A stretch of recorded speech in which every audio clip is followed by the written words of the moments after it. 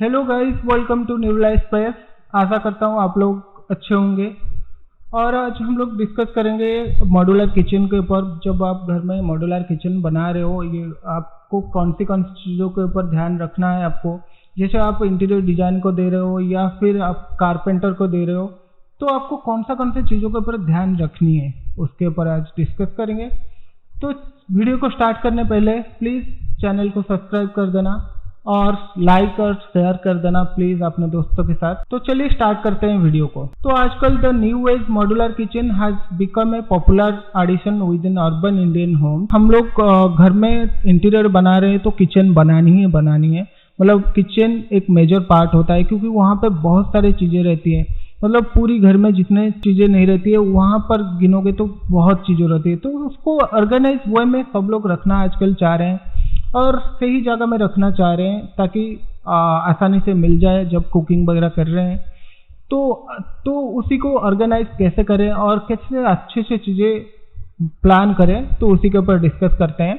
तो किचन दो टाइप में बनती है, जैसे एक कारपेंटर मेड होती है और एक फैक्ट्री मेड होती है। दो टाइप में बनती है। तो फैक्ट्री मेड क्या होती है या कारपेंटर क्या होती है, उसी के ऊपर डिस्कस करते हैं। थोड़ा बहुत, ज़्यादा नहीं डिस्कस करते हैं क्योंकि वीडियो लंबा हो जाएगा। फैक्ट्री मेड में प्लानिंग आपको पहले करनी है। इस जगह में मेरा ड्रॉयर आना है, इस जगह में मुझे स्टोरेज चाहिए, इस जगह में मुझे मेरा गैस स्टोव चाहिए। पूरा प्लान होना चाहिए, ताकि क्या होगा फैक्ट्री मेड में जब होता है, फैक्ट्री में बन के आता है। जैसे घर में प्लान होता है आपका, साइट के अनुसार ये प्लान हो जाता है। आपका इंटीरियर डिजाइनर या फिर आपका कारपेंटर कोई भी हो जाए, फैक्ट्री वाला हो जाए, तो इसको क्या करते हैं, पहले प्लान करते हैं। तो उसी के अकॉर्डिंग क्या करते हैं, प्लाई और लैमिनेट पूरे फिक्स होके आता है। हमारा जो भी फैक्ट्री है, फैक्ट्री से आती है, बस यहाँ पे फिक्स होती है, कौन सा साइट के ऊपर फिक्स होता है। तो कारपेंट्री क्या होता है, कारपेंट्री तो सबको पता है, कारपेंट्री हर जगह होती है। तो कारपेंटर घर में लाके पूरा प्लाई और लैमिनेट, फेविकल सब कुछ लाके यहाँ पे चिपकाता है। तो क्या होगा, यहाँ पे दो चीज़ें होती है। यहाँ पर दो चीज़ों के ऊपर फैक्ट्री में क्या होता है, फैक्ट्री में थोड़ा बहुत आपका फिनिशेस अच्छा आएगा, लुक अच्छा आएगा, और आपका घर का मतलब गंदा थोड़ा कम होगा। और जो कारपेंट्री होगा तो उसमें क्या होगा, आपका घर थोड़ा गंदा होगा। तो उसके ऊपर डिस्कस करेंगे। मतलब ये कितना अच्छा है कितना बुरा है, वो चीज़ यहाँ पे नहीं बोल रहा हूँ, बस थोड़ा सा मैं बोल के रखा था ये, मतलब आपको जानकारी के लिए। तो ये चीज़, दो चीज़ें हो गया आपका मॉड्यूलर किचन इसी तरीके से बनती है। चलिए स्टार्ट करते हैं। आपका जो हमारा मेन टॉपिक है अभी, कौन सा चीज़ों को आप कंसिडर करना चाहिए आपको। तो फर्स्ट आपको क्या कंसिडर करना है, प्लान द लेआउट। जो आपको थोड़ा बहुत स्टार्टिंग में बोल दिया था, उसको अभी मिला के कुछ आपको टिप्स दूंगा। जो मतलब आपका kitchen depend on the kitchen size. Actually जो आपका किचन साइज है उसी के वाइज, मतलब ये स्ट्रेंथ मतलब बन रहा है, आई शेप में बन रहा है या एल शेप में बन रहा है या फिर यू शेप में बन रहा है। तीन शेप होती है, मतलब आपको कौन सी शेप में बनानी है। तो मोस्टली एल शेप ही बनता है। मतलब जनरली बहुत लोग एल शेप ही बनाते हैं, लेकिन यू शेप भी बना सकते हैं। जिनको ज़्यादा कैपेसिटी चाहिए हमारे किचन के अंदर, उनको यू शेप भी चाहिए। और एल शेप मोस्टली बनती है। तो फिर उसी के ऊपर, मतलब आपका लेआउट के ऊपर ये डिपेंड करता है।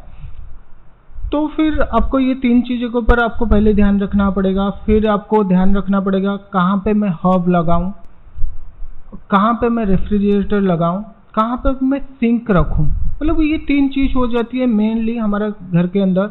जो तीन चीज़ें आपको कंसिडर करना है कि कहाँ पर क्या रखना है।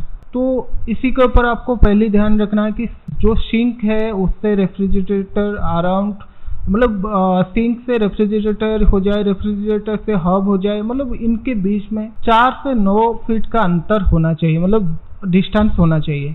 तो ये चीज़ों को आप थोड़ा सा ध्यान रखना पड़ेगा, प्लान करना पड़ेगा आपको पहले कि क्या क्या आपको करना है। मतलब तीन चीज़ों को कहाँ पर कहाँ रखना है, एक्चुअली पहली पॉइंट ये आपको प्लान करना होगा। तो चलिए अभी स्टार्ट करते हैं सेकेंड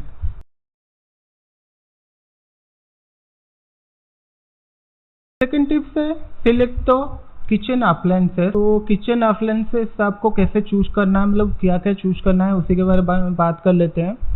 तो ये जो पहली टिप्स है उसी के अंदर थोड़ा बहुत आ जाती है।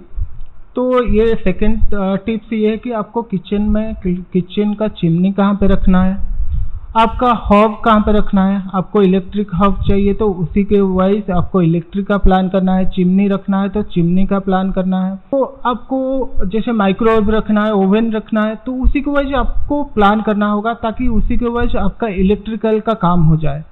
तो ये जो किचन अप्लायंसेस होती है या डिश वॉशर भी हो जाए, ये सारी चीज़ों को आपको पहले प्लान करना पड़ेगा। मेरा ये अप्लायंसेस मुझे चाहिए, क्योंकि ये फ्यूचर में आपको ज़रूरत होगा तो वहाँ उसके लिए जगह ही नहीं बचेगा तो कहाँ पे आप रखेंगे। तो वो चीज़ों के ऊपर पहले आप ध्यान रखना पड़ेगा ये डिजाइन के फेज में। तो ये हो गया सेकंड टिप्स। अभी थर्ड टिप्स के ऊपर जाते हैं।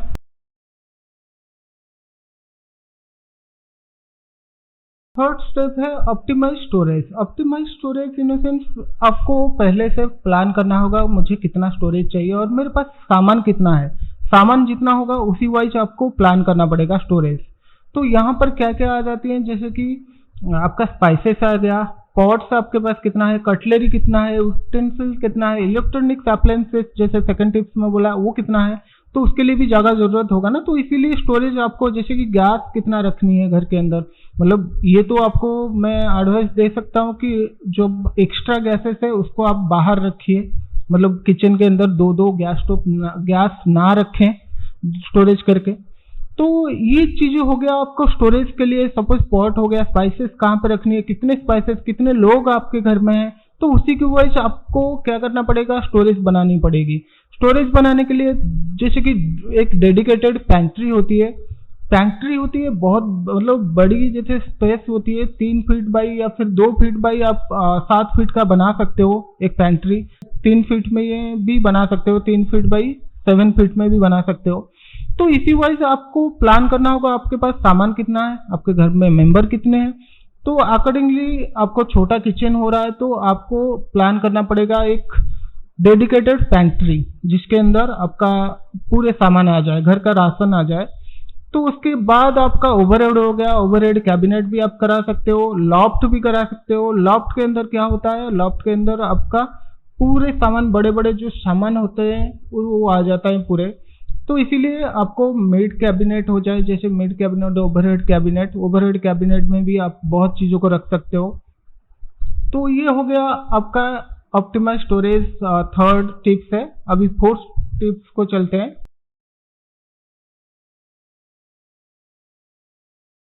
फोर्थ स्टेप ये है कि सिलेक्ट द मटेरियल। मतलब आप घर में बना रहे हो तो मटेरियल बाद में सिलेक्ट कर सकते हो। बाद में प्लाईवुड, पहले प्लाईवुड सिलेक्ट कर सकते हो, लेकिन लैमिनेट जो फिनिशेस वगैरह होता है वो बाद में सिलेक्ट कर सकते हो। लेकिन आप जो फैक्ट्री में बना रहे हो तो आपको स्टार्टिंग से ये सारे चूज करना पड़ेगा। तो मटेरियल क्या होता है, मटेरियल मतलब यहाँ पर प्लाईवुड आता है, यहाँ पर आपका एमडीएफ भी आ जाता है और एचडीएफ भी आ जाता है। और इसके अंदर पार्टिकल बोर्ड होता है, जो कि मैं सजेस्ट नहीं करता हूँ पार्टिकल बोर्ड, लेकिन बहुत सारे कंपनी चूज करते हैं इस चीज़ों को और क्लाइंट को प्रोवाइड करते हैं। तो मैं इसके अंदर एमडीएफ और एचडीएफ हो जाए या प्लाईवुड के अंदर हो जाए, इसके अंदर क्या होता है ना, तो आपको मतलब वेराइटी आती है। इसमें एमआर प्लाई आता है जिसमें मॉइस्चर रेजिस्टेंस करता है, और BWR आता है, BWP आता है। BWR भी आप यूज कर सकते हो या फिर BWP आप यूज कर सकते हो। BWR क्या होता है, BWR होता है बॉइलिंग वाटर रेजिस्टेंस, और BWP क्या होता है, बॉइलिंग वाटर प्रूफ होता है, जिसका अलग अलग वारंटी रहता है। तो आप मतलब हर किसी का वारंटी अलग अलग होता है, हर कंपनी का। मतलब प्लाईवुड जैसे ग्रीन हो जाए, सेंचुरी हो जाए, तो इन दोनों का भी बहुत सारा डिफरेंस होता है। आपका किसी का 5 ईयर, किसी का 7 ईयर, ये हो जाता है कौन सा आप मटेरियल चूज कर रहे हो, तो वारंटी उसके अंदर आ जाता है। लेकिन मैं आपको सजेस्ट करूंगा BWR लीजिए या फिर BWP लीजिए। तो इसके बाद आ जाता है हमारा ऊपर का फिनिशेस क्या रहेगा। ये तो आ गया हमारा बॉडी पार्ट, जैसे ये कैबिनेट का जो कारकेस होता है, ये हम लोग कारकेस बोलते हैं, कारकेस आ गया। इसके ऊपर फिनिशेस लुक क्या आएगा, उसके ऊपर भी बहुत सारी चीजें हैं, जैसे एक्रेलिक हो गया, लैमिनेट्स हो गया, मेम्ब्रेन हो गया। मेम्ब्रेन एक फिनिश होता है, डेको पेंट हो गया, ये भी एक फिनिश होता है। तो ये सारे चीजें आप चूज कर सकते हो, जैसे विनियर भी इसके ऊपर चूज कर सकते हो। तो इसी ये सारे जो आ गया, लैमिनेट मोस्टली यूज होता है क्योंकि लैमिनेट सस्ता, सुंदर, टिकाऊ पड़ता है और चेंज भी आसानी से हो जाती है। तो आप लैमिनेट भी चूज कर सकते हो। तो ये रहेगा आपका, ये आपको मार्केट में 1000 लाख मतलब अभी डिजाइन में या फिर आप कलर में ले जाइए, ये सब मिल जाएगा। ये हो गया हमारा प्लाईवुड और लैमिनेट फिनिशेस हो गया, लैमिनेट हो जाए या फिर जो भी आपका मतलब फिनिश आप ले गए वो फिनिश हो गया। तो अभी मेन स्ट्रेंथ आता है जो कि हमारा ग्रेनाइट हो जाए या कर्ट्स हो जाए। ग्रेनाइट एक नेचुरल पत्थर हो जाए और कर्ट्स होता है हमारा क्या, जो कि अननेचुरल, जिसको हम लोग बनाते हैं, मतलब ये फैक्ट्री में बनता है। लेकिन ग्रेनाइट को क्या करते हैं, ग्रेनाइट मोस्टली ये पूरा जैसे कोयला हो जाए या आयरन हो जाए उसी तरीके से ये ग्रेनाइट है जो कि हमें मिलता है, तो नेचुरल है ये। तो उसी के ऊपर तो आपको दो चीजें आपको एडवाइस कर सकता हूँ कि ग्रेनाइट लगा दीजिए या फिर कर्ट्स लगा दीजिए, लेकिन आपको अवॉइड करना चाहिए मार्बल को, क्योंकि मार्बल और टाइल्स प्रिफरेबल नहीं है, क्योंकि ये फट जाती है कुछ दिन के बाद। इसके ऊपर थोड़ा सा प्रेशर डालेंगे तो ये फट सकता है। अभी चलते हैं फिफ्थ टिप्स के ऊपर, कलर कॉम्बिनेशन। ये जो चीज होती है ये घर का मेन होता है, जहाँ पे हम लोग चूज करना पड़ता है कलर। मतलब ये डिफिकल्टी भी होता है क्योंकि क्लाइंट को ये सारी चीजों को समझना इतना इजी नहीं है, क्योंकि बहुत सारे कलर होता है कैटलॉग्स में। तो कलर कॉम्बिनेशन में मतलब आपको कौन सा कलर, कितने कलर जाना चाहिए, चूज ए सिंगल कलर और go for 2 tone colour. Like आप 3-4 कलर नहीं जा सकते, किचन में जा सकते हैं लेकिन उतना अच्छा नहीं लगेगा। तो आपको सिंगल कलर या फिर 2 टोन में जाना चाहिए, मतलब 2 कलर में जाना चाहिए, ताकि घर थोड़ा सा अच्छा लगेगा। और इसमें ग्लॉसी भी आता है, हाई ग्लॉसी भी आता है, और जैसे आपका आ गया मतलब नॉर्मल में भी मैट में आता है। तो मैट ग्लॉसी, एक नॉर्मल ग्लॉसी होता है और एक हाई ग्लॉसी होता है। तो आपको मतलब मैं सजेस्ट करूंगा आप मैट में जाइए, लेकिन ग्लॉसी जा सकते हैं, ग्लॉसी में लुक भी अच्छा आता है और बढ़िया भी दिखता है। तो लेकिन यहाँ पर क्या होता है, मैट में क्या होता है, जो ग्लॉसी में फिंगर प्रिंट्स पड़ जाती है तो मैट में नहीं पड़ता है। तो आपको ये थोड़ा सा अच्छा लगता है, लेकिन आपका ग्लॉसी में थोड़ा सा क्लीन करने में थोड़ा इजी रहता है मैट के मुकाबले। तो ये चीज़ दोनों को ध्यान रखना है, मतलब आपको क्या चाहिए, दोनों तो अलग अलग है। जैसे कि ग्लॉसी में क्या होता है, ग्लॉसी में आपका कोई स्क्रैचेस आ गया तो वो दिखता है, वो भी आप मिटा नहीं सकते, ऐसे भी मैट में भी मिटा नहीं सकते। बट मैट में क्या होता है, मैट में दिखता उतना नहीं है।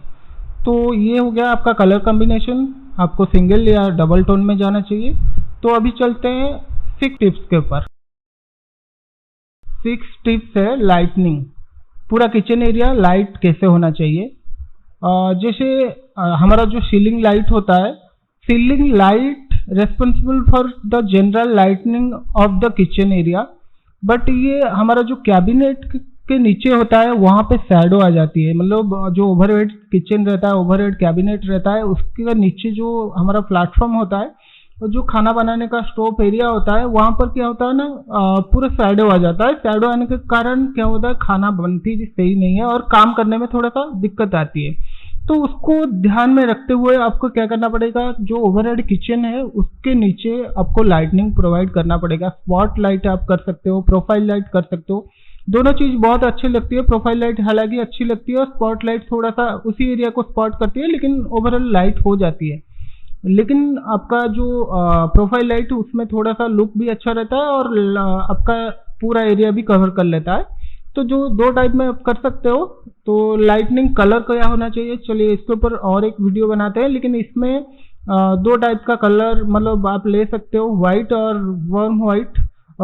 तो व्हाइट मोस्टली प्रिफरेबल है, बिकॉज वहाँ पर काम करना है, वहाँ पे सोना नहीं है। तो उस चक्कर में वहाँ पे थोड़ा व्हाइट लाइट रहेगा, नेचुरल ना रहे, मतलब वार्म ना रहे तो बेटर है।